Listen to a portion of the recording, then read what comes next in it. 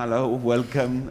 It's a great pleasure and it's really a great moment to have you guys here and to give this talk about transforming the world with health and care by design. I think it's the right moment and then a very interesting moment to talk about these issues and to host this little event. And we're really, really glad to have you here. So, tenemos aquí a dos profesionales, investigadoras, activistas, diseñadoras que trabajan en el mundo del diseño desde una perspectiva de los cuidados y la salud. Y la verdad es que es un momento súper oportuno y súper pertinente para tener esta conversación que vamos a tener hoy, puesto que ahora mismo, más que nunca, diseño y salud tienen que estar cerca, ¿no? Vamos a tener dos presentaciones. Primero presenta Lekshmy Parameswaran. Almost there. Está bien. Good. Y después Maggie Breslin hará su presentación y abriremos un turno de conversaciones, haremos un turno de preguntas, ¿vale? Si tenéis cualquier cosa, preguntamos. Y nada, dicho esto, thank you so much for being here. Thank you for sharing your afternoon with us. I'm really looking forward to your talk, so whenever you want to start. Thank you. Thanks, Sharon. And muchísimas gracias. Muchas gracias por venir un viernes por la tarde antes de ir a tomar algo, ¿no? Thank you. My name is Lekshmy. You can call me Lesh. And together with Maggie, we will each of us share a little bit about our practices as designers in health and care. I'm going to go first and tell you a story of how I got to be in this field of work as a designer, and about the Care Lab, which is the organization that I co-founded with Laszlo Herzeg, who is my partner in everything, life, crime, design, everything, and talk a little bit about a couple of projects that are very special to us and that really turned us into activists. So let's see. So I understood maybe from Sandra and Jaron, it's interesting for you guys to hear a little bit the path that I went through as a designer. And this slide just talks about where it began. I studied industrial design engineering. I'm actually an engineer by background. My first degree is in engineering science. And then I went to the RCA to study IDE. While I was there, I did an internship at Philips, the electronics company. And I ended up spending 10 years with them and working within the healthcare design team of a big multinational. And it took me to live 5 years in the States, in New York, and to live in Holland, where they're based. And I was working as an innovation director, which meant I sat between the team that did customer insights or in people research, the design team, and the business in healthcare. So it was a really interesting place to be. And it was a fantastic experience to work in a big company and have a lot of colleagues. We were 450 designers worldwide at that moment. But at some point we decided to leave and set up our own practice, and it was partly because we were uncovering insights and needs of patients and of professionals and of people that a company like Philips would never want to solve, because it wasn't to do with technology, it wasn't to do with their core business. So we decided to leave and set up our own design consultancy called Fuel 4, and we ran that for 10 years as well, here in Barcelona, but also in Singapore. And in that period, we learned about running a business, having 2 teams in 2 parts of the world, and also working with a lot of different players, so with governments, with non-profits, directly with hospitals as well. But we realized we were in a silo focused on healthcare. The 2 projects that I'm going to share with you opened our eyes to the greater impact we could have if we focused on care. So to move beyond healthcare, to also consider social care and education. And in that shift, we also left the model of consulting because it was very limiting in the amount of impact that we could have with our work. And we discovered that deep down we were actually care activists who happened to be designers and that could bring design capabilities to transform the world of care. So that's a bit the story. These are some of the areas of healthcare that I've worked in over the years, and I like to think of it of everything from birth to death and everything in between. And when we, a few years back, decided to reframe around care, we realized that the most interesting parts of our practice had been when we could look in between these dots and really understand what people were living through, not just around specific health issues or diseases or conditions, but what did care really mean in their everyday life. So we departed from this picture and we decided to focus on care, and we define care as being made up of all those little everyday compassionate actions. So I'll give you an example. It could be a mother or a father waking up in the middle of the night to warm milk to feed their child. It could be someone helping an elderly lady carry her bags to cross the street. It could be a teacher writing a letter to a student to congratulate them on having achieved something that they've been working for. Or it could be a doctor giving their personal phone number to a family in distress to give them a chance to reach out for support. So all these little acts of care is the way that we think about care. And I think it's helpful also for you guys to reflect, because I think all of us encounter these moments of care in our everyday life and the people around us. One of the problems, and Maggie's going to talk a lot about this as well to explain for you, but the current systems of care, and I mean healthcare, but also social care and in education, the system has been kind of designed to be extremely efficient. It runs the same way that we run factories that produce goods. So we manufacture care, and in doing so, we lose the human aspect of care. And so our job, my work at the Care Lab, is to apply design to bring back those human qualities of care into systems, but also into the way in which interactions happen. And so we became care activists. Now, what does that mean? I guess looking back on the work that we were doing, it had an impact. New products, new services, the industry changed, moved in a more human-centered direction. But ultimately, this system didn't change or shift. And so at the end of the day, the same issues and challenges and human experiences were still being squeezed out. So as care activists, I would say the big difference is that rather than responding to solve a problem or to meet a design brief that you're given, we have a position and we have 7 clear lines of action that we want to work for, where we think design can make a difference in transforming how we experience care.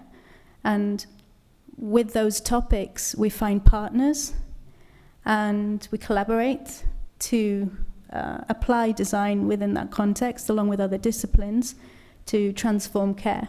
Now, I'll show you some examples so you can kind of better see what that looks like and what that means.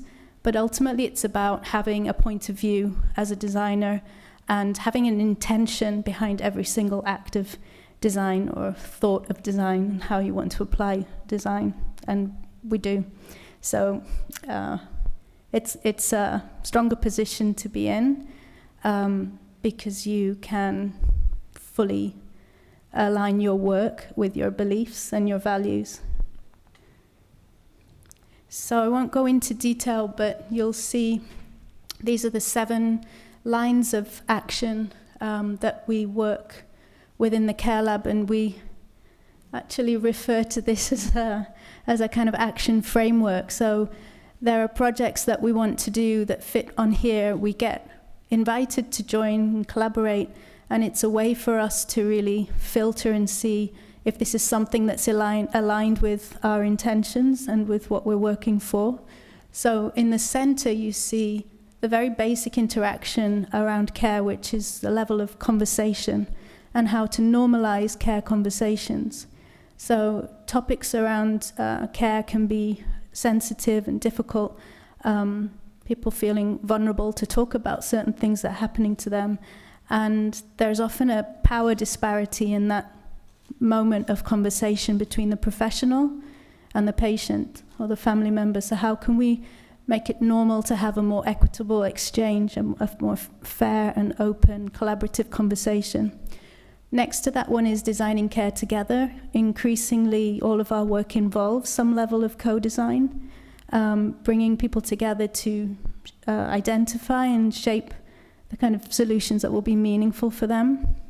On the right-hand side are a couple of topics that relate to how care fits into our everyday life, whether that's finding ways to motivate people to change behavior, to live more healthy, or to live with a chronic disease.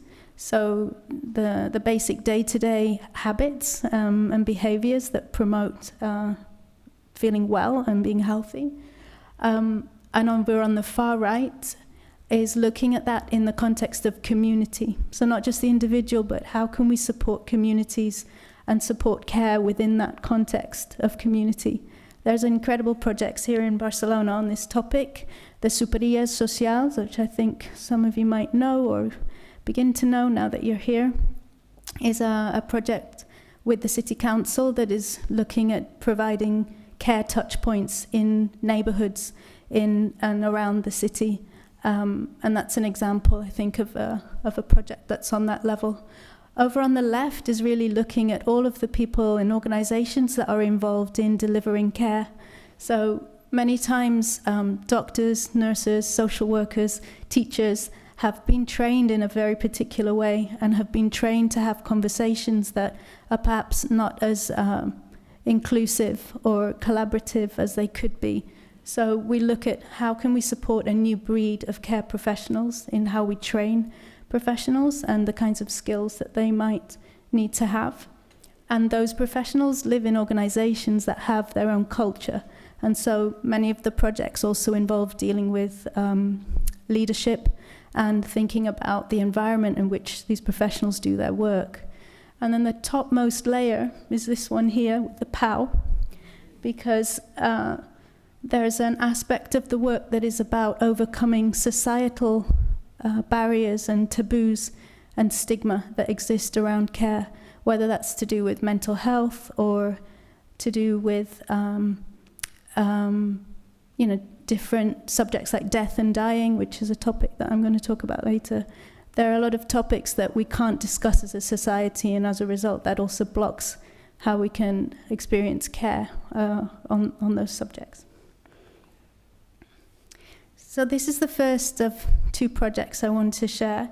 It's a project that we were invited to do together with the National Council for Social Service in Singapore. This is an umbrella organization, and underneath them are many, many different non-profit social sector organizations working with different groups. So with people with disabilities or with dementia or with mental health issues, or different service providers.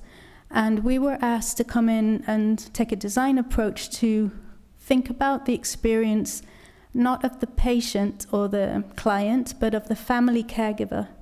So it was a project to understand the experience of caregiving in Singapore, to understand what these caregivers live through, what are their challenges and needs, and how could we come up with new strategies and services and solutions that could uplift that role and that could support them in that role. I always like to say everyone at some point in their life will be a caregiver.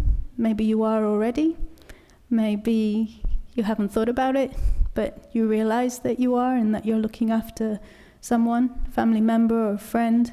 but all of us will get to that point where we'll need to take care of someone else. And so in some ways it's a very typical Care Lab project in that it's a universal topic, but we looked at how would it be addressed in the Singapore context.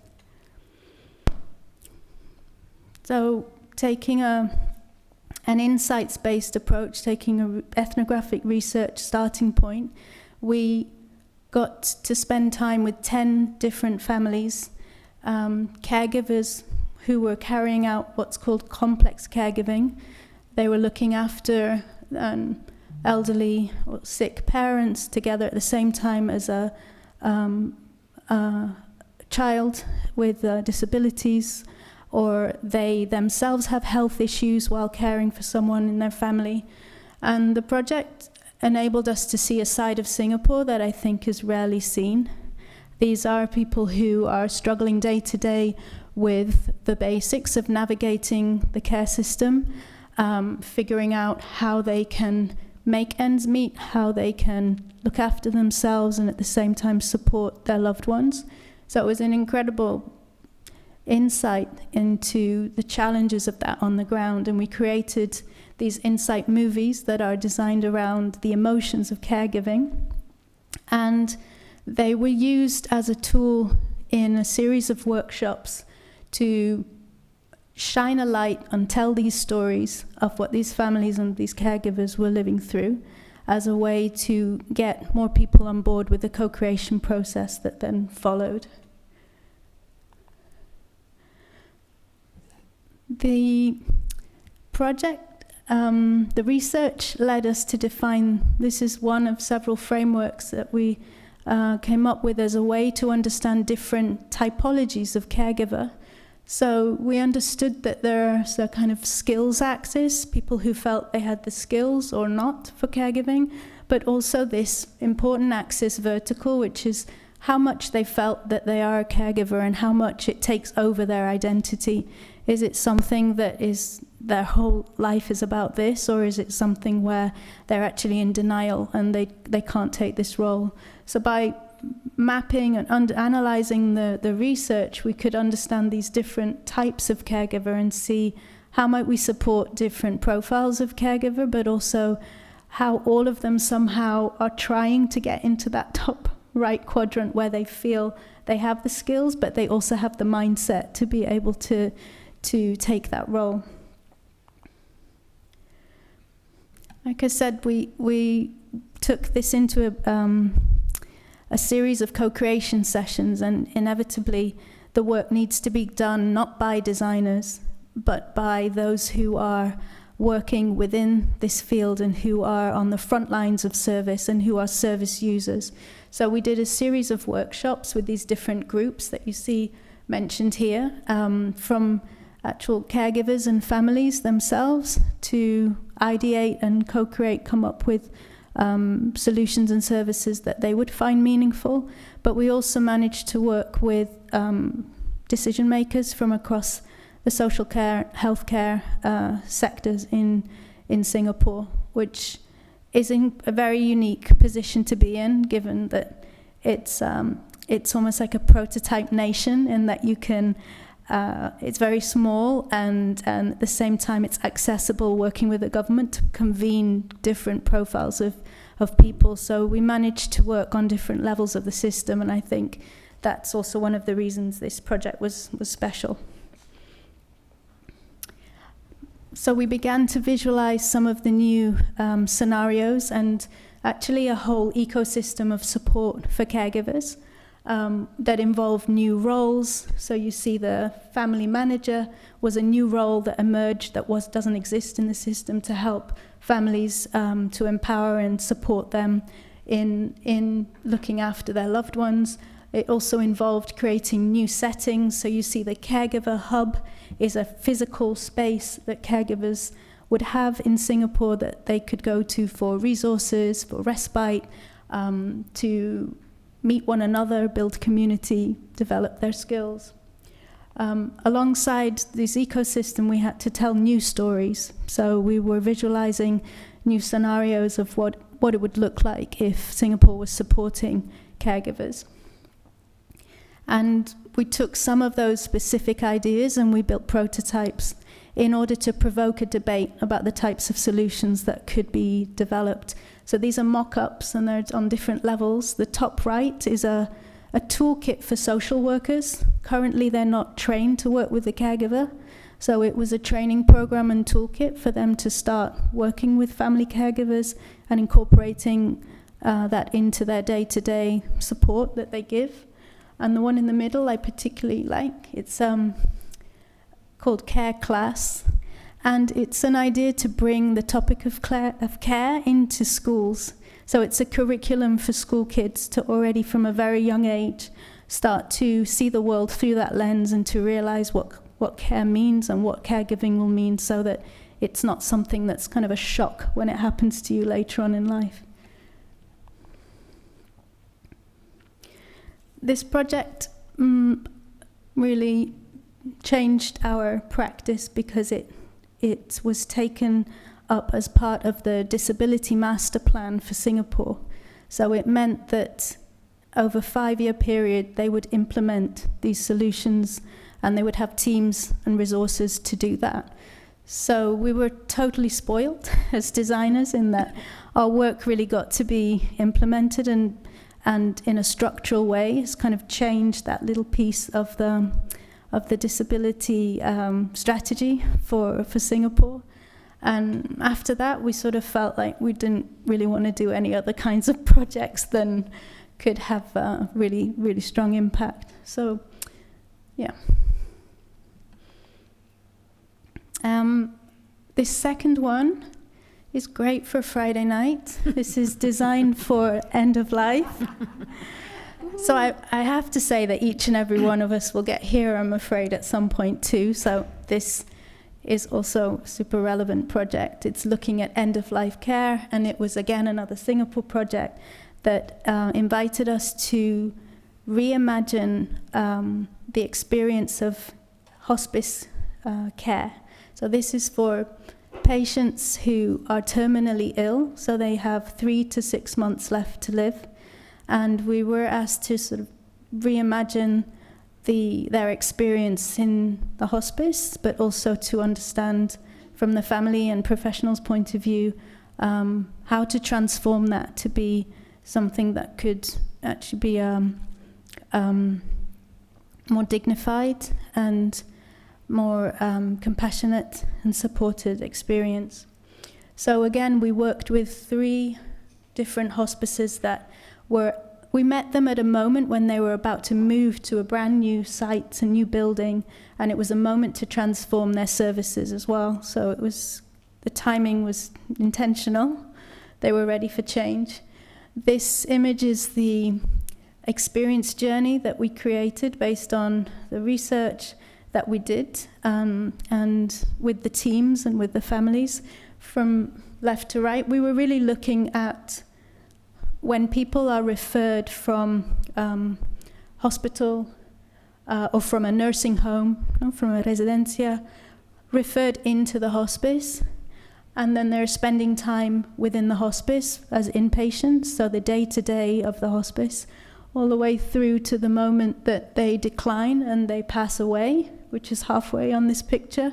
And then the rest of the journey is actually also looking at the funeral service, which was one of the sponsors of this project, together with a philanthropic foundation called the Icann Foundation, and considering all the rituals around funerals and the bereavement process for the family. So one of the interesting insights here is, if you can't quite see it, but on the bottom we have a timeline, and it can be months in the lead up to the moment of death, and it can be hours in the decision making around the funeral. So you see the pressure point, almost down to minutes, of when decisions have to be made by the family. So this was one clear aspect from the family point of view in going through this journey, that you may know what's ahead, but the service is not designed to support you in being able to journey through that, without incredible amount of anxiety and stress and fear. So that was what we needed to rethink. we came up with the brief was to actually create a design handbook, a kind of blueprint for how these services should be for Singapore. And within the handbook, we created these 24 experience design principles based on the research. So the kinds of qualities that would be important to offer within the service and within these new hospice facilities. And what was special was this wasn't a prescription. This wasn't something that we said every hospice must be like this. It was a set of building blocks. And each of the 3 hospices we worked with could select from these experience qualities what fit with their service, with their values, with their strategy and what they wanted to create. And so they used this to brief their architects to build hospices that were in line with the qualities of experience they wanted to offer to their patients and families. And this is one of the 3 hospices that grew. It used to be the size of that building over there, and they scaled up to be 3 times the size. And it's St. Joseph's Hospice, run by an incredible set of innovative nuns. You have a kindergarten in the center, which is also breaking taboos in the Singapore culture, especially in the Chinese culture. It's very bad luck to be anywhere near death and dying. So they place a kindergarten in there primarily for the staff to be able to send their kids, but also from the local community for families to send their kids. And the kids grow up getting to know the residents and making friends with the abuelos, with the aunties and uncles there. And death and dying becomes something very natural to explain to them and to live alongside and to grow up alongside. So it's a very unique vision that they already have, but they embraced also the service elements that we were developing with them. So I said, if you remember, in the middle of our action framework, we had this design of conversations around care. We've done a lot of work around the end-of-life conversation, so talking to people and families about how to make choices at the end of life. And this is an idea that came up in the hospice project, but we've actually just finished a project here in Spain to bring this and translate this idea to the Spanish context. And it's called Bite-Size Future. And we wanted to redesign the whole tone of voice around the end-of-life conversation because nobody wants to talk about this. It's scary and it's confusing and it's overwhelming. And so Bite-Size Future begins with an invitation to a tea, an invitation to sit down with a trained facilitator, social worker or nurse, who over a tea and some cookies will gently guide the family through reflecting on a series of questions that relate to these different topics along the bottom. So you see fears and concerns, or wishes, or planning for the future. And the idea is that you take a cookie, you take a card, and you answer a question, or reflect on a question. So this could be a series of teas, a series of conversations that gradually over time help a family to discuss amongst themselves and decide what's important, what matters for them at the end of life, what topics have they struggled to confront and to address and to decide upon together. So it's really making that an accessible topic in order that people can gain a sense of control in a situation where they feel that they are losing all control. So this is an example of a conversation toolkit. We are obsessed by these at the Care Lab. We do that on different topics, but I think this is one that, it's a good one to show you what we mean by that. The super nuns. I want to share this because we were making prototypes of the toolkit together with them, and this is just a cardboard version, one of the earlier prototypes. But they told us that even the design of this prototype made them somehow behave with more care around the conversation, because it seemed quite precious and precise how you set it up and that you sit around it together. And so they felt their behavior changing by the way in which they were interacting with this. And this was still in the development stage, so it was very good feedback, and we knew we were creating something that was shifting the perception of what this whole conversation could be about, and how it might feel. I think this is my last slide, Maggie. So that's all great, you know, the building is there, the service is there, the team is kind of involved in creating their own new service experiences. And about a year after we finished the project, we visited one of the other hospices that we'd been working with, and the team that was showing us around, they took us into the staff kitchen.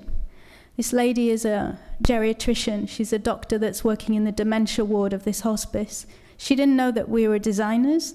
She didn't know that we'd been involved in the project at all.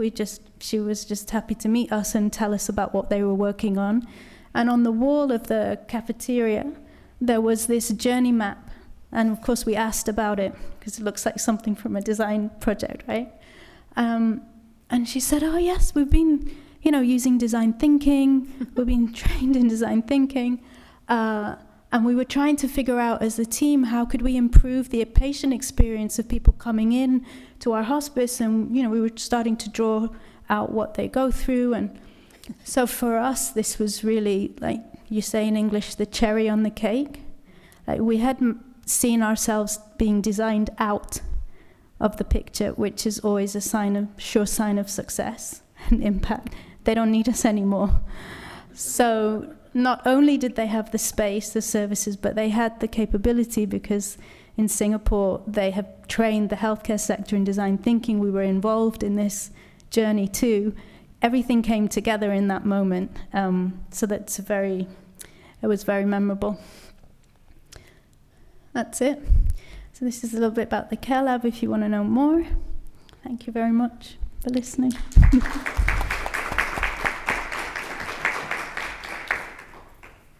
That was awesome, Lesh. Let's see. So, hi everyone. My name is Maggie Breslin, and I am the director of a nonprofit called the Patient Revolution. And I'm going to tell you a slightly different story today. I'm also a designer by background, but I knew that Lesh would come with amazing stories about projects that she and Laszlo and their team have worked on. And so I thought I'd bring a slightly kind of different perspective. But first, just to start by giving you all a sense of who I am, and since you're all in design school, and how I got to be here, is that my first life was actually in film and television and animation and interactive. And this is the only thing I could find for interactive, but let me assure you, when I was doing it, iPads and iPhones did not exist. So it was kind of like late 90s, early 2000s work. And I think one of the most important things I kind of learned from that time was the kind of basics of storytelling, which is a huge part of a skill that I continue to use. But I had a moment when all of this technology was emerging, where I was thinking, oh, there's something here in terms of interaction. It's incredibly appealing and interesting to me, and I would like to know more about that. And so I, like you, decided to go to graduate school. So I went to Carnegie Mellon in the United States in Pittsburgh. And one of the reasons that I went to that program was because I went and visited, and they had a very strong kind of theory component, which was really a space to think about the kind of philosophy behind design, and what does it mean to design, and to have a practice of design. What are the kind of ideas and values that you're bringing to that? And I didn't go into graduate school with a very clear idea of what I wanted to do on the other side, but I did go in with a very clear idea of what I did not want to do on the other side. And for me, again, this was, early 2000s. For me, it was, I did not want to be building websites when I got out. That had been a part of my life before, and I was like, that's not what I want to do. And when I was in graduate school, that was where I was kind of introduced to these ideas of wicked problems and the idea of design being used in spaces that we don't typically think of as design spaces. And I graduated in 2004, and my father had passed away just a month after I graduated, and I didn't really know. I was in this transition space, and I didn't really know what I wanted to do. And so I was just kind of taking odd jobs for a bit while I tried to figure it out. And one of my mentors at Carnegie Mellon went to a conference in Chicago, and there she met some people from the Mayo Clinic that were starting their own innovation lab. It was, and they had decided that they wanted to bring designers on board to that program. And so I went out and I interviewed, and the main clinic for Mayo Clinic is in a town called Rochester, Minnesota. It's maybe about 100,000 people in this town. It's pretty small, in the middle of cornfields. It's a world-class academic institution, but you're kind of like in corn, and then there's a town, and then you're back in corn. And I didn't know anybody there. I didn't know anybody at all, but I went and visited, and I was around this space talking to these people, and I realized that the idea they had for this innovation lab was to have it embedded in clinical practice. And I thought, wow, to have this kind of access to clinicians, to patients, to observe, to talk to them, it just felt like if I passed up this opportunity, I was going to regret it for the rest of my life. So I packed up and I moved to the small town, and with a group of kind of 7 other people, we started to explore what it meant to do design embedded within a healthcare institution. And, that was 17, 18 years ago now, and I'm still continuing to work in the healthcare space, and I imagine I will until the day I'm eating my tea and deciding what my end of life kind of plan, or eating my cookies and drinking my tea and deciding my end of life plan, because I find it fascinating and rich and kind of amazing. So. And so when people ask me, what do you do? I always feel a little conflicted, because these days I say I'm this director of a nonprofit, which I am. But that is very much about, this title that I have. It's not kind of like who I am. When I think about my discipline, when I think about my practice, when I think about what I'm good at, I'm a designer and I'm a researcher. And I usually don't put any more qualifiers on those two things.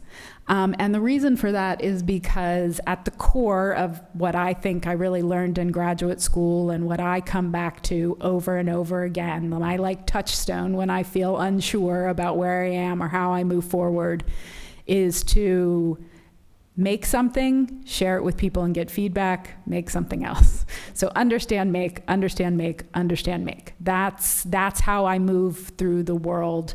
And that's really kind of how I've really brought my kind of design practice, I think, into my career. And so partly because of that, I thought, rather than tell you about some of the projects and things that I've done and that I've worked on, which wouldn't be as fascinating and amazing as Lesh's work anyway, and are kind of a little bit in the distance for me now, I thought I would tell you about our organization, the Patient Revolution, what it is that we're trying to do, and how we're trying to do that, because I think the design philosophy has kind of informed all of our work. And I think in that way, you'll sort of see that this story is a reflection of design. And I thought that might be an interesting kind of additional kind of counter or companion piece, really, to projects and things that I'm sure you've had a lot of exposure to. So similarly, when we kind of break things down, when I think about the Patient Revolution, which is an organization whose mission is to advocate and take action towards careful and kind care. What do I think of in terms of what are we responding to kind of out in the world? And it really, when you take healthcare and you kind of boil it down to its sort of smallest pieces and atoms, it really is about conversations. That care happens in conversations. That is the container and the vessel in which care happens. And so when we think about it, this is kind of the idea that I come back to. And this was something that I learned early on in my work starting out at Mayo Clinic, and then it's one of those insights that you just kind of rediscover and rediscover and rediscover, and it has slightly different flavors, but it's kind of an all roads lead to Rome sort of situation. You're always kind of coming back to that kind of conversation idea, which is why conversation tools, communication tools become such a critical, I think, part of the work. And so today I'm going to talk about conversations in these 4 categories. Conversations as possibility, conversations and the problem of industrial healthcare, conversations and a movement for careful and kind care, and conversations as a place of action. So conversations as possibility. So one of the very first projects I worked on when I was at Mayo Clinic was to design a shared decision-making tool or a conversation tool for people who were making decisions about their diabetes medications.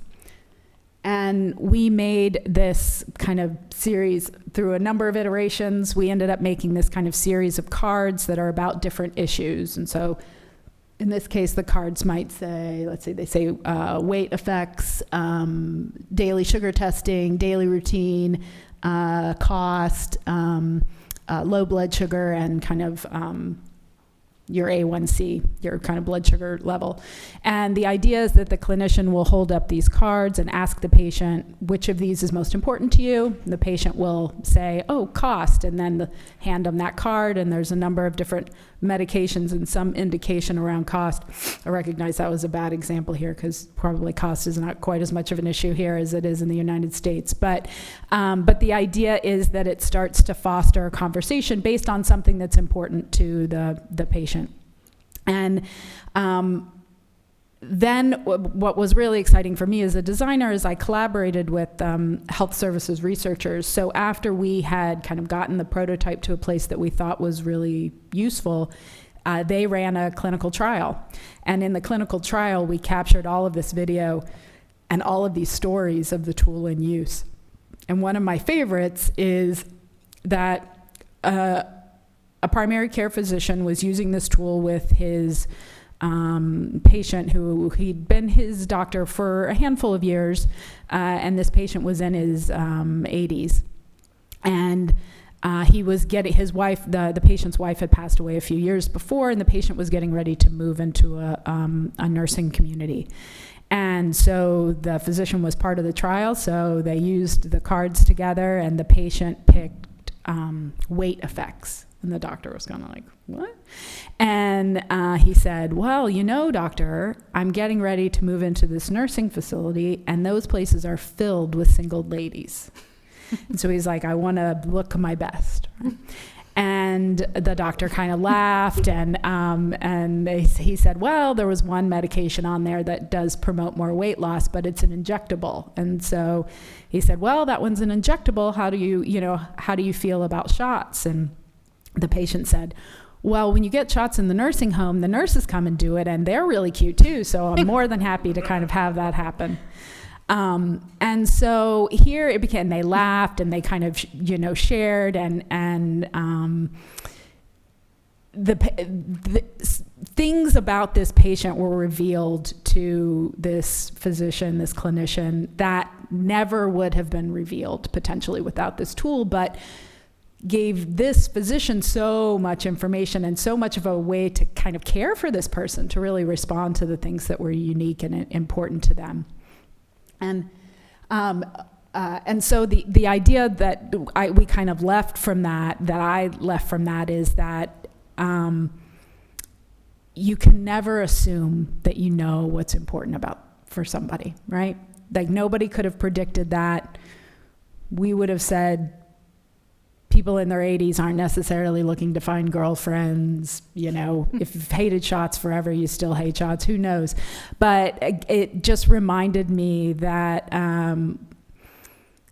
that it's not a good idea to try and move into designing for healthcare by trying to figure out how you become a better predictor, right? Instead, it's about how do you create the space for people to come together and in talking to each other have those things revealed. And so, conversation in industrial healthcare. So this is kind of what we think of as the environment, or the kind of issue that we're responding to in wanting to have a movement for careful and kind care. And this is a little bit defined by the initial kind of way that we framed this was around in the United States, but as we've been out and talking to more people, we've seen that these kind of basic components are similar in other countries. They might just have a slightly different flavor. So what we've seen is that your industrial healthcare, as we call it, which is kind of like the business of thinking of healthcare as a business, the language really shapes the thinking and the actions that take place. So if we return ourselves to that clinician and patient in a room together, I feel like I'm popping my P's a lot, apologies. Think of them in a room together, how is industrial healthcare kind of impacting this? And so one way that we think about it is that we often call this person, the clinician, a provider, right? And what are they doing? Kind of to Lesh's point earlier, they're delivering care. We often say, like, care is already a verb. We probably don't need another verb to modify it, right? So delivering care is automatically kind of distancing it.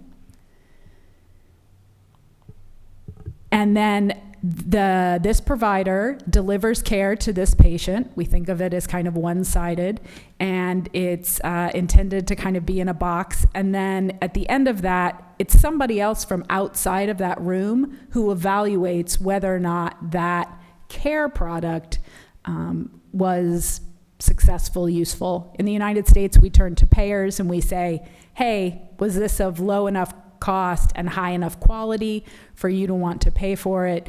In other systems we've been talking to in the UK, it is it's less about the kind of payment piece, but very much about the quality and have you checked these certain boxes? Has it been defined as care by somebody outside, not necessarily by that patient? And so in order to turn that interaction into a product, there's a number of things we do. One is that we limit the problems, the options, and the actions. So you may see this is really common, certainly in the United States, and in a lot of places when you have a visit, you have to prioritize, pick the one or two things that we can help you with, right? That's not coming from a caring place, right? That's coming from we have an agenda to keep. We have efficiency metrics we need to meet. There's somebody outside who's saying, we only have the time to address one or two of your things, or we can only do X, Y, and Z for you. We limit the time and resources. Increasingly, primary care visits and all visits are getting shorter and shorter and shorter and shorter and shorter, while at the same time we ask people to do more and more and more and more. Be sure and ask this question, be sure and ask this question, be sure and ask this question. And we put limits on patients, on the information and the stories that they're allowed to share. We're constantly having patients fill out surveys or check boxes for things, but we create very little space for them to talk in their own language or their own words about what's going on with them or what's important to them. And the team that I'm connected with at the Mayo Clinic did a study, and most clinicians interrupt patients after 11 seconds. So you can imagine how much can a patient really get out after 11 seconds. And so what effect does this have on the people in this interactions? Well, patients begin to feel like a blur, right? They don't feel seen, they don't feel heard. They're just another patient like this, They're not who they are. And it also has a really significant impact on clinicians, one that is growing increasingly, which is burnout. Clinicians, at least on some level, got into medicine because they wanted to care for people. They wanted to be able to help respond to people's problems. And we were continually putting them in an environment where we make it harder and harder and harder for them to do that. And that has an impact. Physicians and nurses have some of the highest suicide rates, and the burnout epic is really growing. So these real signs that we're creating harm in the way that we've set this situation up. And perhaps most interesting to me, when we look at industrial healthcare, we think about conversations, is that in this model, conversations look the same. So you can have 100 people with type 2 diabetes who come in for a checkup, and most of those conversations will look exactly the same. And if there is an opportunity, like the patient who shared about, his desire to maybe lose some weight and do some other things, it's the result of a tool or maybe a long-term relationship. So there can be little moments of careful and kind care that kind of happen in these environments, but we found that by and large, they're the result of personal heroics, not the system. Not anything that the system has done to make them sort of more likely to happen. And we've, when you look at this collection of interactions that are kind of dictated by careful and kind care, and we, within the patient revolution, have started to identify what we call the pathologies of care. So kind of like taking that diagnosis step a little bit further, we say, what do we look at when we see healthcare organizations that are focused on industrial healthcare? We see hurry, we see blur, we see cruelty, and we see burden. And those are really the initial kind of pathologies of care that we've kind of set out to try and address with a movement towards careful and kind care. So what would that look like? How do we think about conversations in that framework? So returning again, kind of back to this interaction moment, and we start to think about these people coming together in a framework that prioritizes careful and kind care. These people are coming together because of a problem, and they're going to figure out what to do about that problem. These two people, as defined by these two people, not necessarily by an outside organization or outside entity. And they answer to each other. Whether or not care has happened in this environment is decided by this patient and this clinician, not by an outside kind of entity. And so what do we need to potentially do to make that happen is that we start to see that these conversations need to be unhurried. It doesn't mean long, it means unhurried. It means the amount of time that's necessary for these two people to come together and solve or address this situation that they're in needs to be the amount of time that they're given. That these two need to come to a decision, not that is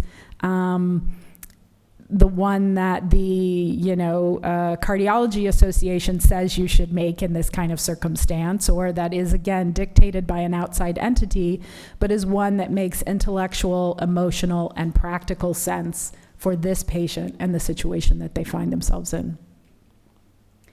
And that the stories that the patient is able to kind of bring to the table, the information that is known about the patient, is not only the not only the biology, which is often test results or x-rays or labs or those types of things, but also their biography. Who are they as a person? What's happened to them in the past? What's important to them?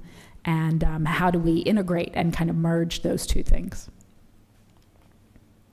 And when this happens, you have patients who feel seen and heard, and you have clinicians who are able to pursue their calling to care for other people. And when you look at them collectively, you find that the conversations reflect individual experiences. They don't all look exactly the same. And that's kind of the metric or the heuristic that we can kind of use to understand if we're moving towards a careful and kind care framework. And so conversations as places of action. So I think all of Lesh's work really sort of speaks to this idea. And for many, many years, this is the place that we have been in, both within Patient Revolution and my work beforehand, oftentimes seeing this very specific space that's created by these two people, lots of different kind of communication and conversation tools, whether it's at the top is a kind of plan your conversation set of cards that patients can use to kind of practice or think through a conversation that might be important to them. Some colleagues developed this, they call it the Icann Tool, but their kind of thing that they identified here that I think is so beautiful is on the left-hand side, they have a list of kind of elements of your life, like your family and friends, or your work, or your spirituality, or your home life, or transportation, or food. And they ask you to identify whether or not that kind of dimension of your life is a source of satisfaction or burden or both. And I thought that is lovely, right? Because our family can be a source of satisfaction and a source of burden. And the idea here is that these become leaping off points for telling a story, for telling something that's important to you. So those types of tools can be hugely helpful. We've seen that there are ways that we can help support people as we're moving towards this different world. And then this is a similar kind of decision tool that I was telling you about earlier, only this one's for depression medications, to help patients participate in the decision about which depression medication they might be interested in trying. And we did a lot of work in that space, and I think in many ways we've seen enormous success there. The group of people that I've worked with has, and my partner in the Patient Revolution, Victor Montori, is one of the most highly published people in the world, especially around shared decision making, very highly cited. Additionally, our design approach to making shared decision making tools has become very much kind of integrated and shared and spread, and we've been we hope, kind of generous, and all of these tools are available free online. Anybody can go and download them or take them and use them. That's really our hope. And so I think there's a statistic that some of these tools are downloaded are used every few seconds around the world. So in those ways, many ways, very successful.